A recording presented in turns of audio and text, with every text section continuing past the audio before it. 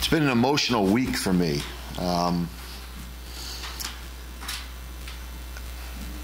Struggled with a lot of different feelings this week. My son, my oldest son, was born a month early. My wife had toxemia. And I got angry this week thinking about what New York has done in regards to this late-term abortion, and I'm thinking, my goodness gracious. My son is strapping 6'2" young man that's an artist that I can't imagine doing life without, and yet now so many won't ever get that chance. What a horrible, horrible thing. And I was angry. I was angry. I was ashamed to be a New Yorker. It made me sad. Sad to hear about Pat yesterday and my son's young friend Nick. It pales to some of the physical problems I've had. Occasional flu.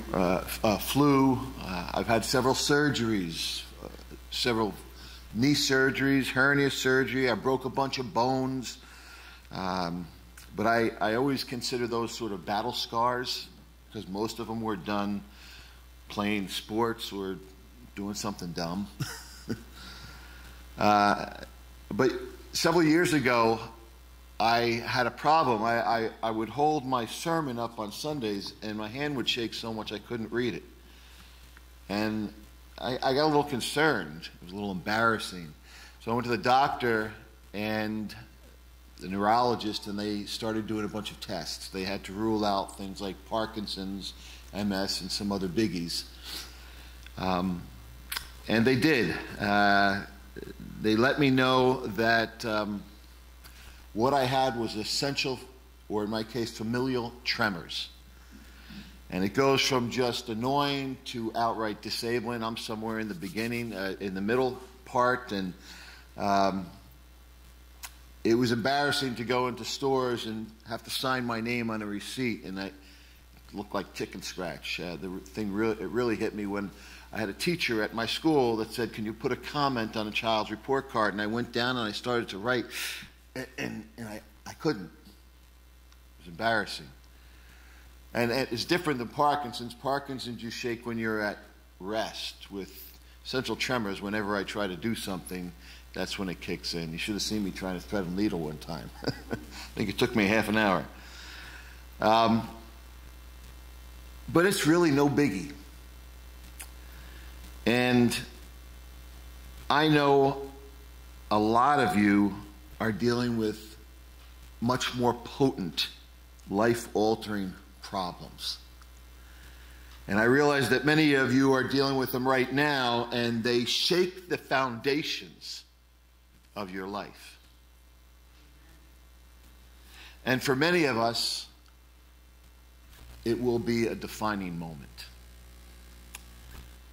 Because it has gone on, it has affected all areas of your life. And I know in my particular situation, when I originally had these, I tried in my own understanding and my own wisdom to pull myself up from my bootstraps to deal with it on my own.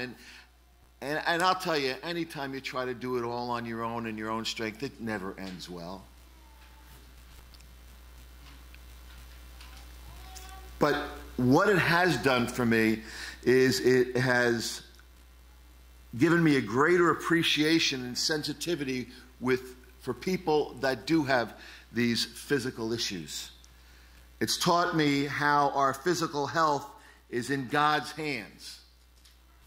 And any one of us at any given time could end up in a hospital bed on our backs with a really scary diagnosis in front of us. None of us are guaranteed our health. And sometimes our health fails us. What then? My situation caused me to see God differently. God is sort of like a diamond, and in each situation we encounter in life, it turns a little bit. We see a different facet of God and who he is. We see new things, new reflections that we never saw before. Each situation gives birth to a new understanding of who God is and how he interacts with our life. And my situation showed me my inadequacy without God. I'm inadequate to love my wife, parent my kids, be a good friend, minister to others, pretty much everything. And when I'm not in sync with God, it affects every area of my life. And sometimes I start to think maybe I am adequate. And pride slips in, and I try to take charge of things and lean on my own understanding, and humility and dependence on God starts to fade a bit. And as I said before, that never ends well. Sooner or later you crash. Sometimes I've even become so busy doing ministry, serving God in my own strength, with my own wisdom, with my own understanding, getting so worn out doing it, that I missed hearing God's voice. I became spiritually hard of hearing. And I found at those times, as much as I hate it, God has had to do something drastic in my life to get my attention. Something like that happened to a guy in the Old Testament named Naaman. Naaman was the chairman of the joints of staff in his day. 2 Kings 5:1, it says, "Now Naaman was the commander of the army of the king of Aram. He was a great man in the sight of his master and highly regarded, because through him the Lord had given victory to Aram. He was a valiant soldier." You hear those words, that description? Isn't that what you would love for people to say about us, about you? Commander, great, highly regarded, victorious, valiant. The guy had it all. He had the power, the prestige, the position, the respect from those under him and over him. He was doing everything right. But 4 more words that are left in that verse change everything. But he had leprosy. Naaman could dwell on his accomplishments, bask in his power and his position, his prestige. He could sit and take pride at his home and his wealth. But let's face it, all those things would vanish as he looked in the mirror each day. Maybe his leprosy wasn't visible to everybody, but it sure was to him. And every time he had to look at himself, he had to admit to himself, I am a leper. Nothing could change that fact. Leprosy was the AIDS of that day, but much worse, because leprosy was also visible outwardly. It was the most feared disease, extremely contagious and uncurable. Lepers in most cases were isolated from society. They were forced to wear clothing that was torn. They had to go to a place that was away from everybody else, and when they did walk down the road, they had to yell, unclean, unclean, as they walked down. Now talk about humiliation. People ran from lepers. You never touched them. And as leprosy grows into its later stages, fingers, toes fall off, noses fall off, ears fall off. Now Naaman's leprosy, like I said, was probably in the early stages, maybe a milder form, we don't know, but my guess is that he was able to conceal it for quite a while, but it was reaching a place where he couldn't conceal it anymore. And he knew it was dangerous to interact with others. And he was likely facing, of course, the end of his career, the end of his relationships, maybe the end of his life. We know he had a wife, So how would you feel if you were facing a future where you had to leave your wife and maybe children for their own benefit, for their own safety, and you knew that you could never touch her again? And I'm not talking intimacy, I'm just talking about a kiss, holding her hand, a hug. How horrible that would be. There is a power in meaningful touch. We all long for it. We don't all admit it, but we do.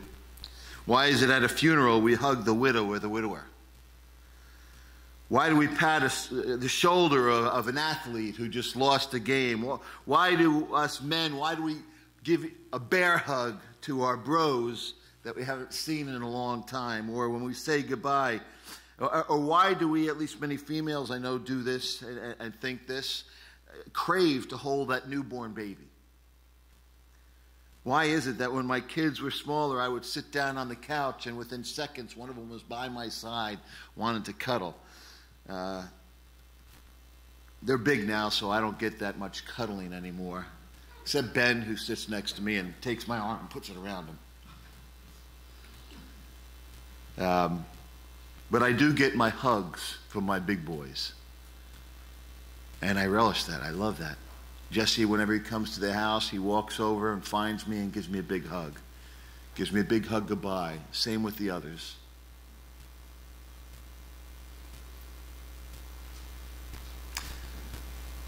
And every time I feel my heart warming up.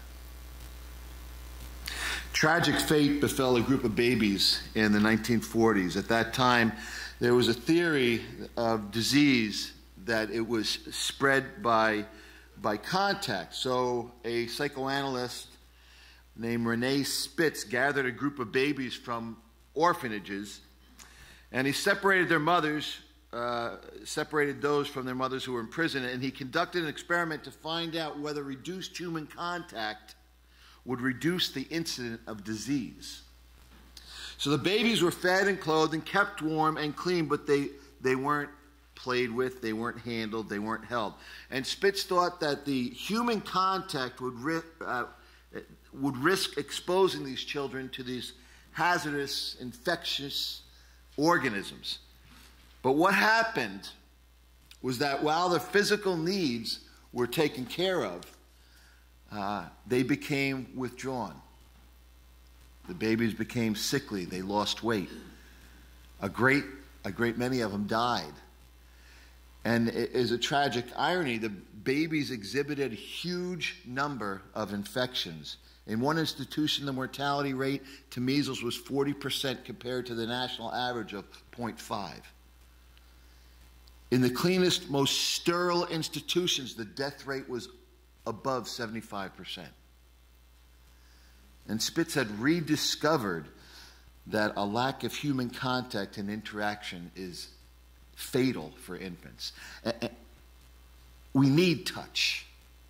We need it. And I said that he rediscovered it. He rediscovered it because studies have been done prior to that and also after that.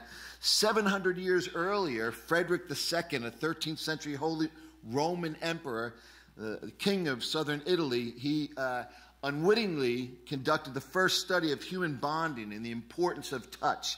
He spoke several languages and wanted to discover the inborn language of mankind by raising a group of children who would never hear speech.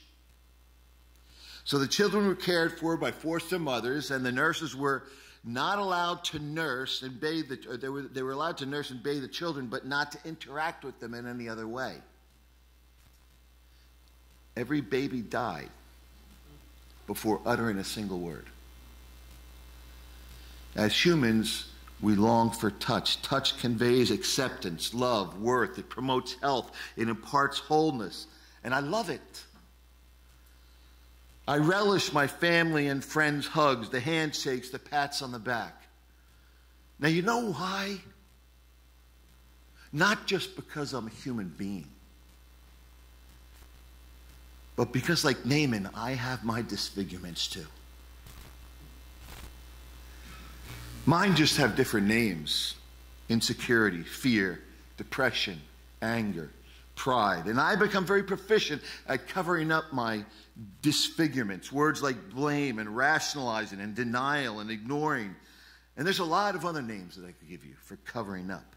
What I've learned is that when I'm in denial, I'm abandoning a chance of other people touching me at my deepest need. But in the denial, I also abandon God's touch. So, what's your leprosy? What's your illness? What problem or hurt are you trying to conceal or cover up or deny? What prevents you from getting close to others? Where do you need to be touched?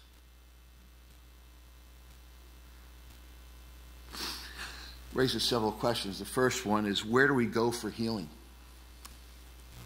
We all have our illnesses, our leprosy. Where do we go for healing?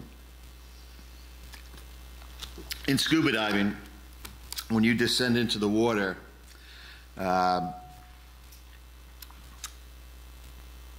the air that you're taking in and you're breathing from that tank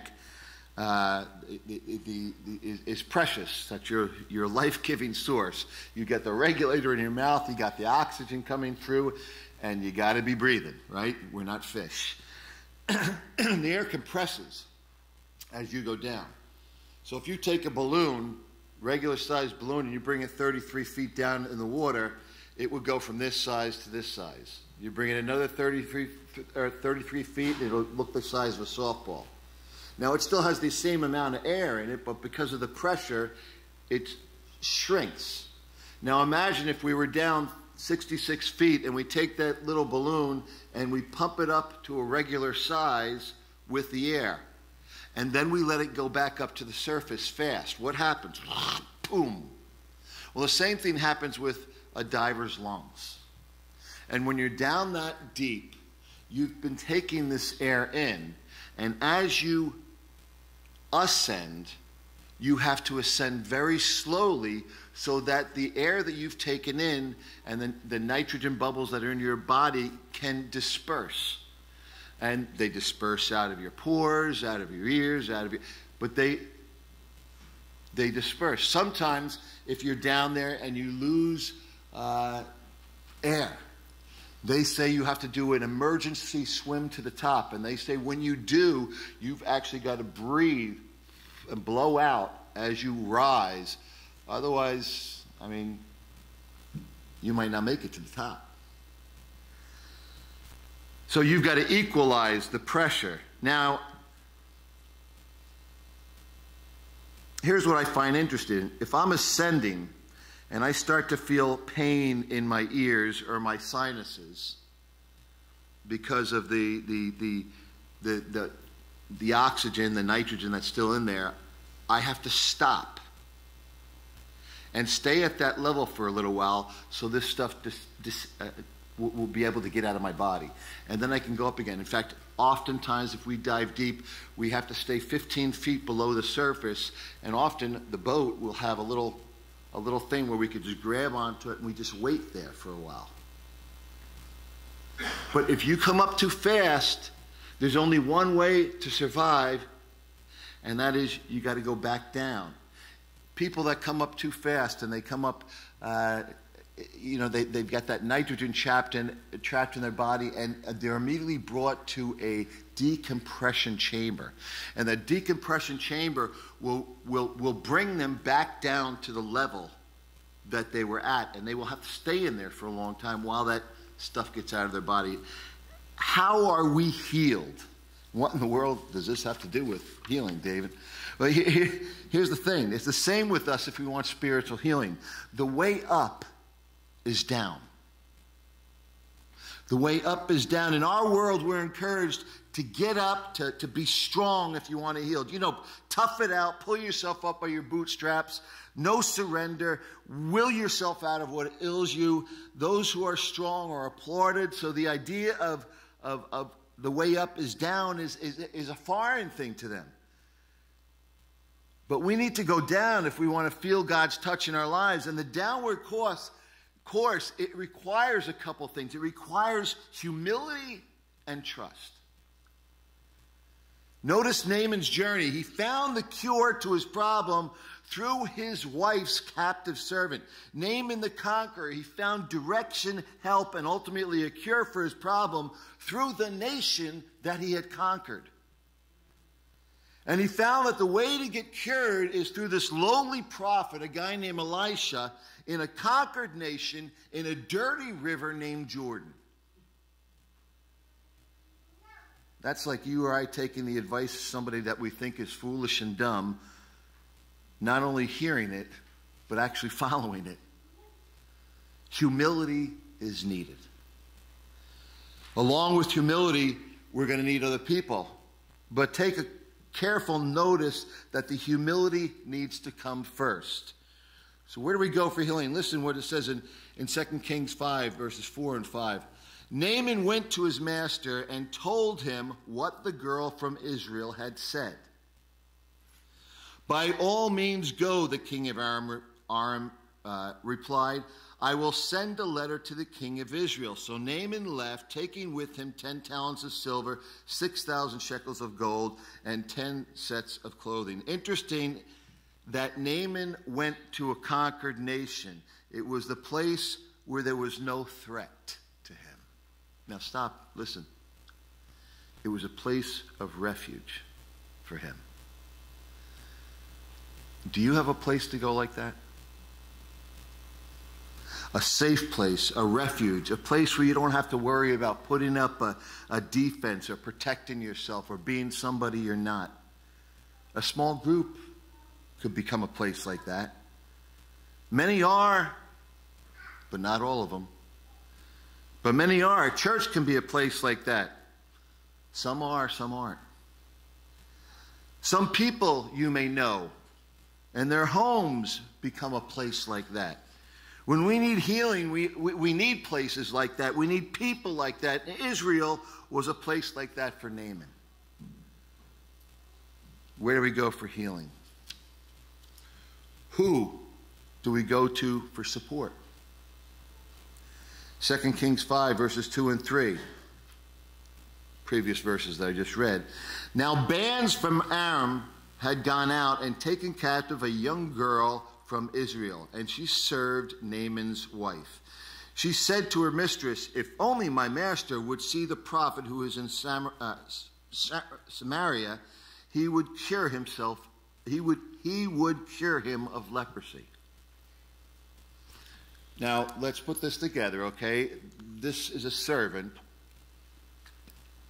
to Naaman's wife. A servant of Naaman's wife who had been taken hostage in an Aramean raid in Israel.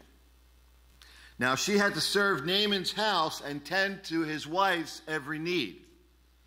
But notice in that conversation, she wasn't intimidated by Naaman's position or his power.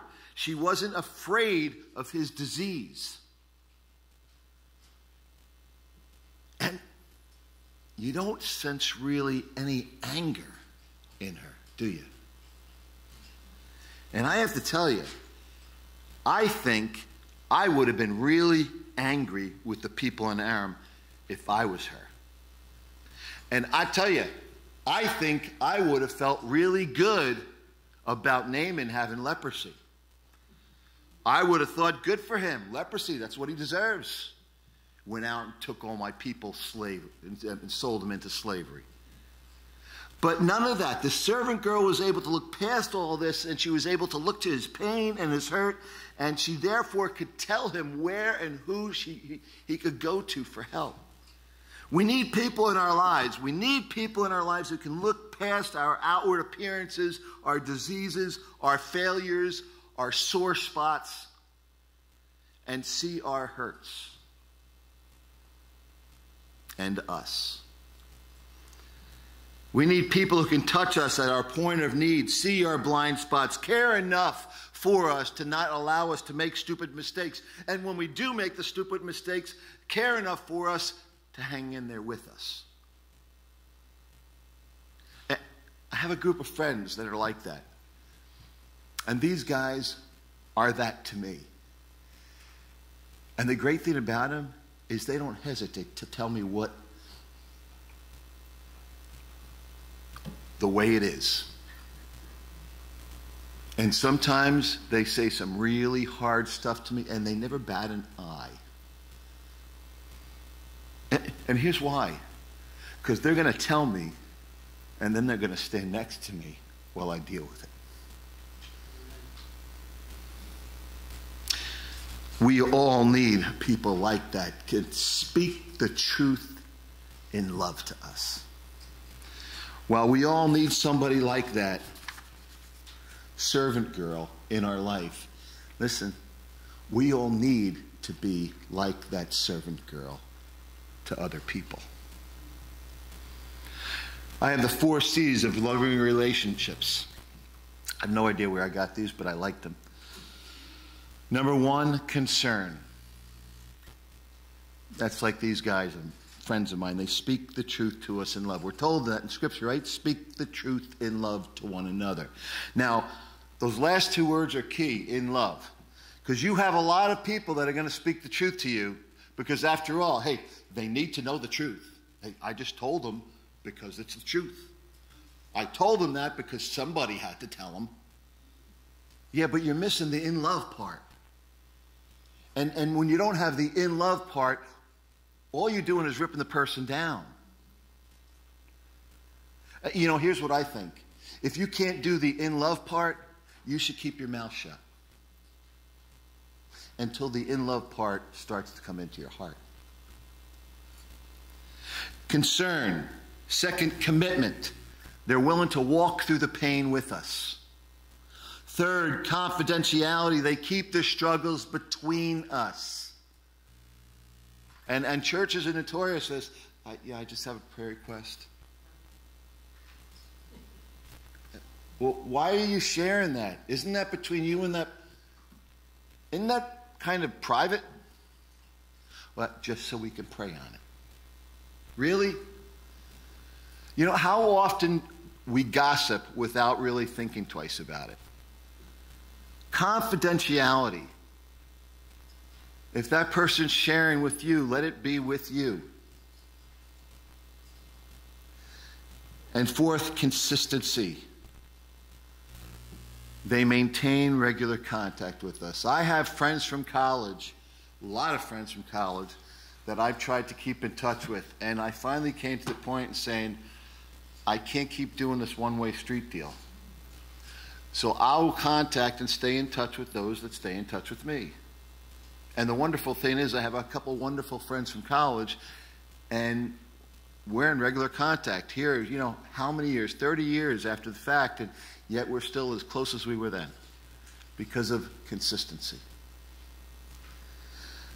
By the way, again, as much as we need these kinds of people in our lives, we also need to be working on being these kinds of people, this kind of person to other people. The best way to get people like this in your life is to become one yourself. The Bible tells us in Proverbs 18:24, if you want friends, you got to become friendly.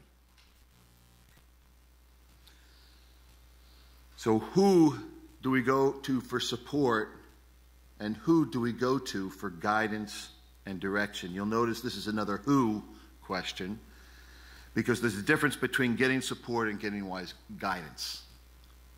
The Bible makes that distinction in many places. 2 Kings 5, verses 6 and 7. The letter that he took to the king of Israel, that Nahum took to the king of Israel, read this.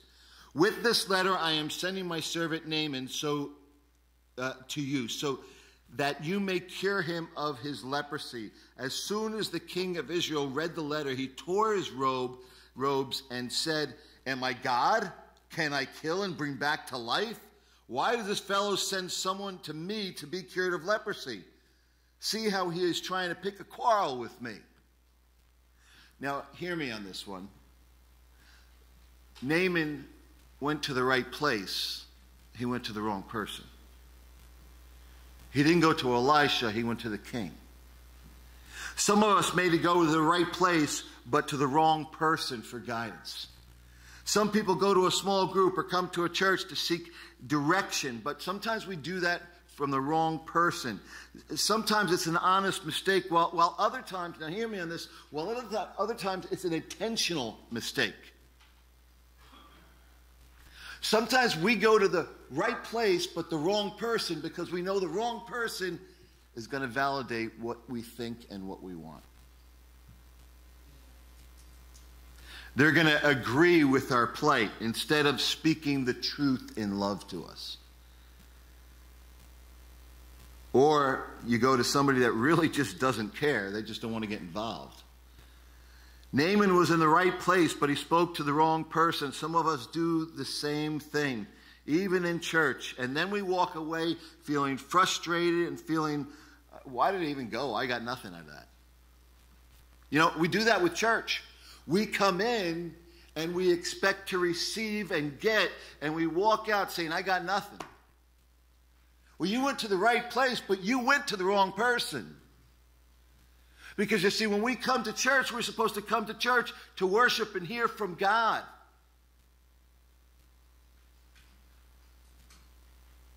And if we walk away untouched, that's because we talked to the wrong person. That's because we didn't interact with the one that we came to worship. Jesus said, if you seek me, you'll find me. I've attended some really, really horrible services, and I've attended some churches that, frankly, the preachers, they couldn't preach. I'm not trying to be judgmental, I'm just being honest. But you know what? I never walked away getting nothing.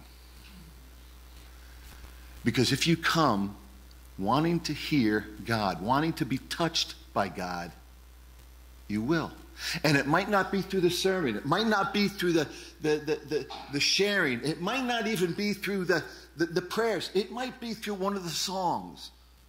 It might be through one of the people you interact afterwards. But you see, you're in the right place and you're talking to the right person, God.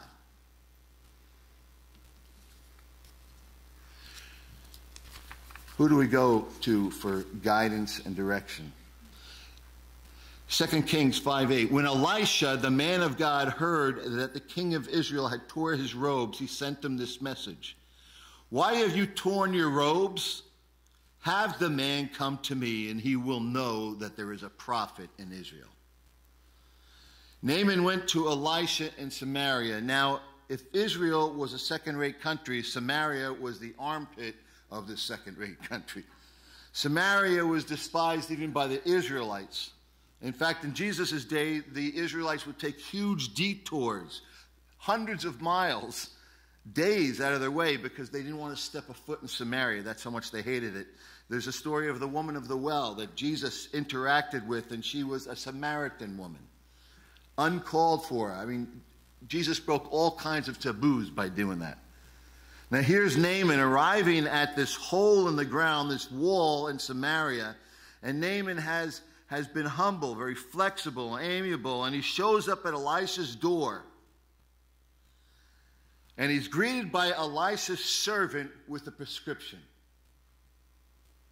It's like going to the doctor, and the nurse comes out and gives you a prescription.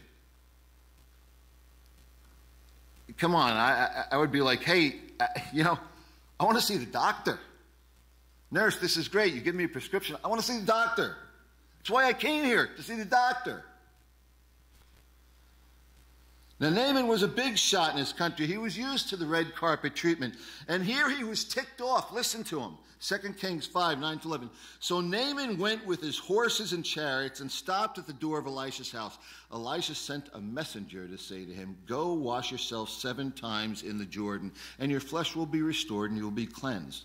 But Naaman went away angry. Of course, I would have been too. He didn't see the doctor. And he said, I thought that he would surely come out to me and stand and call on the name of the Lord his God, wave his hand over the spot, and cure me of my leprosy. See, he had expectations on how he was going to get healed. Don't we do that? We put expectations on God. Don't put an expectation on God.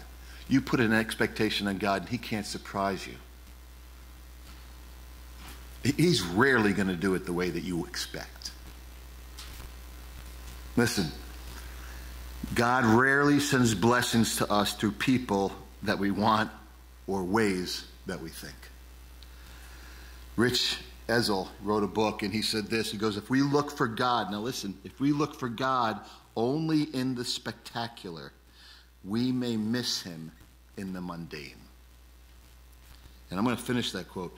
God may use an ordinary, plain vanilla approach to touch us and heal us. We may miss the blessing if we're looking for the extraordinary. Many of us have received the touch of God and his healing and the healing of his power, but because it was not spectacular, we might have attributed it to coincidence or logic. Elisha never read a book on protocol with foreign dignitaries, so he kind of lacked that skill, lacked that tact. But he did have the cure. Going back to the person that we go for direction to our cure, they might be like an Elisha.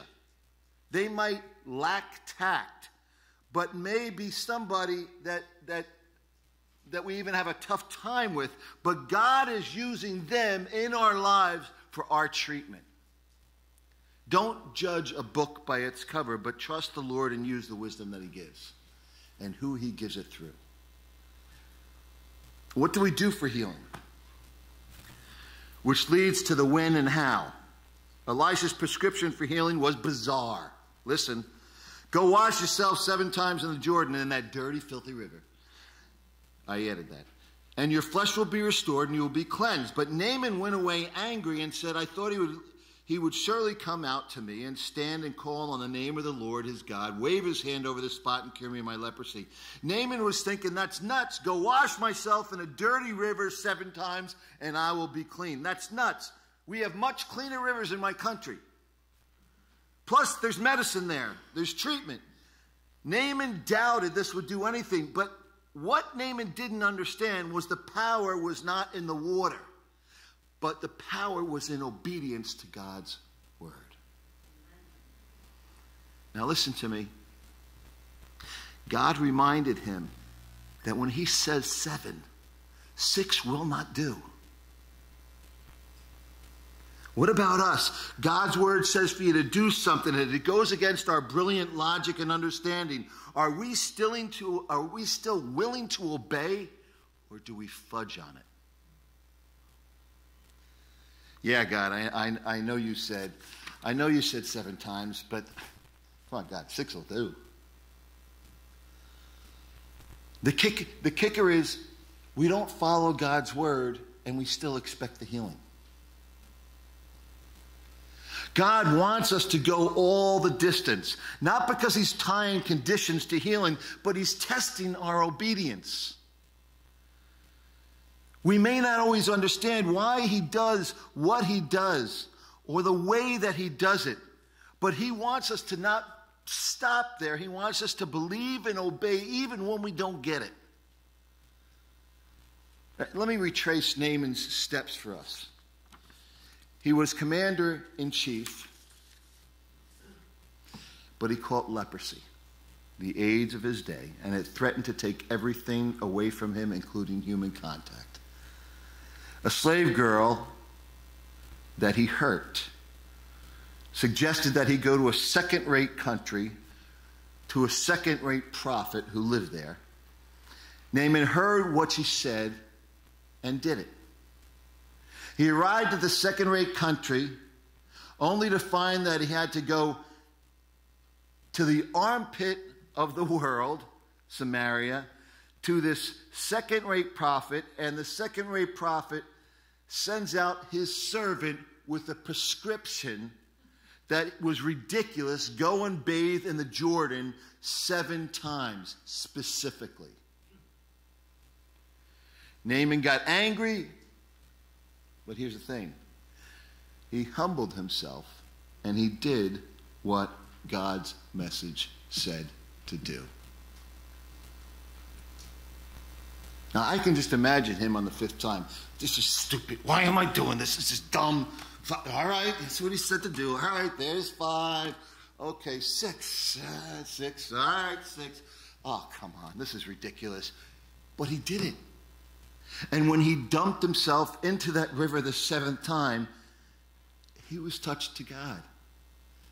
He was touched by God and healed in a way that did not fit with his expectations.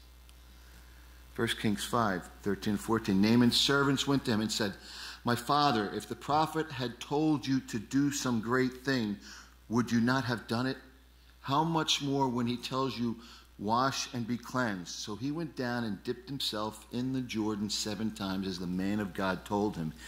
And his flesh was restored, and he became clean like that of a young boy. When we obey God, and God comes through in unexpected ways, what is the result? Our faith is bigger. We come to understand grace in a new way, his undeserved favor in a new way.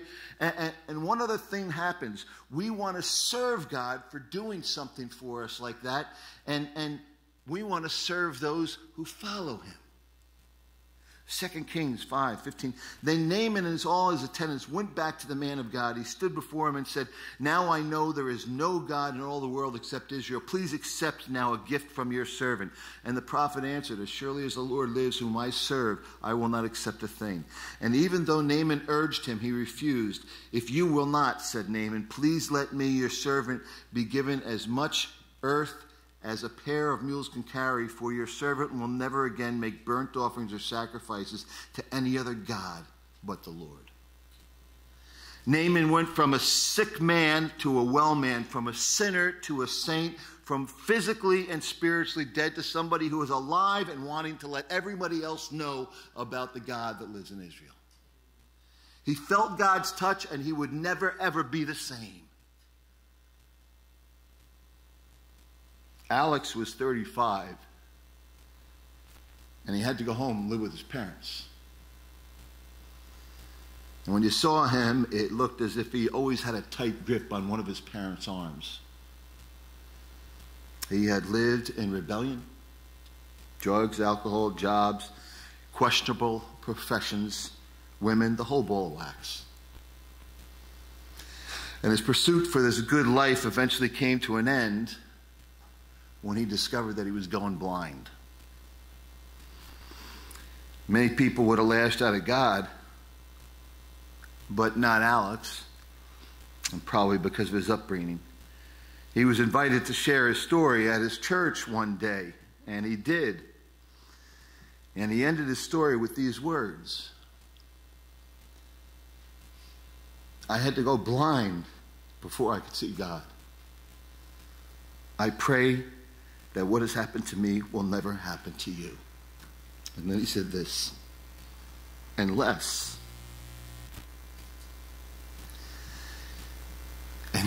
that's what it takes for you to see God.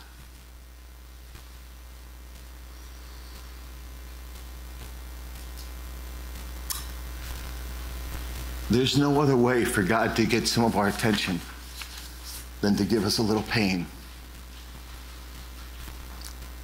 than to give us an illness. And all he wants from us is to see him, to be his child. He wants to be our Father. He doesn't do it to be mean. He does it because he has his very best plans for us.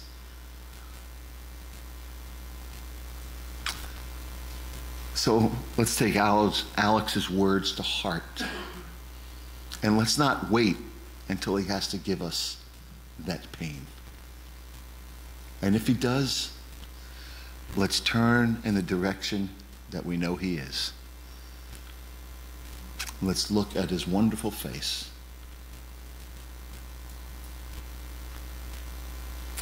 When our faith fails us, when our health fails us, that can be a defining moment in our lives. And don't let it be less. Let me pray before we go to communion. Father, just thank you for your words. Thank you for the life of Naaman. Thank you for the example we have in him and Elisha. And I pray, Lord, that we would open our eyes and see, that we would hear your word and follow it, even if we don't understand it. Lord, we need your touch. So please touch us in the deepest need, in the deepest hurt, in the deepest places where only you know about, where only you can touch. And I pray, Father, like Naaman, you would use us above and beyond what we can dream or imagine. And you promise us that. So, Lord, right now we just pray that you would give us eyes to see and ears to hear what it is you're trying to say to us. In Jesus' name, amen. Our gentlemen are going to come and distribute our elements for communion. And we get a chance now to stop and think about what our leprosy is and where we need God's touch.